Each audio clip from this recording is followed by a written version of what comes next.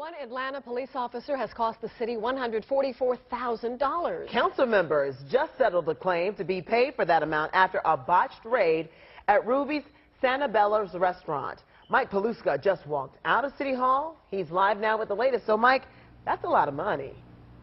It is a big chunk of change, Jaquetta, and from what the city is telling us, they hope that that amount is so big that it'll discourage officers from doing this sort of thing so that this does not happen again.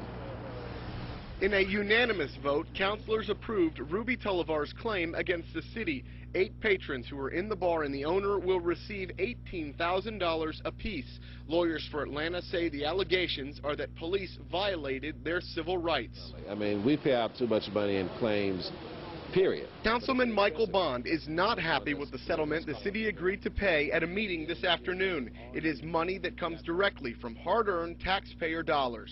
You know, $144,000, that's a lot of money. Rather, we hold it up against the time that it would have taken simply to go and get a warrant. Police entered Ruby's Santabella restaurant and lounge after an officer says he saw liquor being served after hours. What happened next is now costing the city all that money. They busted a door off the hinges with a crowbar without a search warrant, and then they came in and they detained and searched and took IDs from everyone in the restaurant, even people who were not suspected of any crime.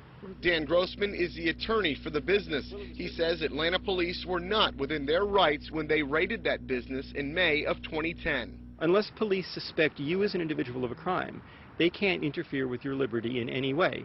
The police department has been plagued with problems stemming from these types of raids. Last year, 6 Atlanta cops were fired when they went into the Atlanta Eagle Bar. Chief George Turner says in that case, the officers violated the department's truthfulness policy. A settlement of $1 million was reached. The tough question now, when will these types of payoffs end? So this should be one of the last incidences of this type. And we called Atlanta police for comment. They told us they couldn't comment on this because there is still an open investigation into the officers' actions.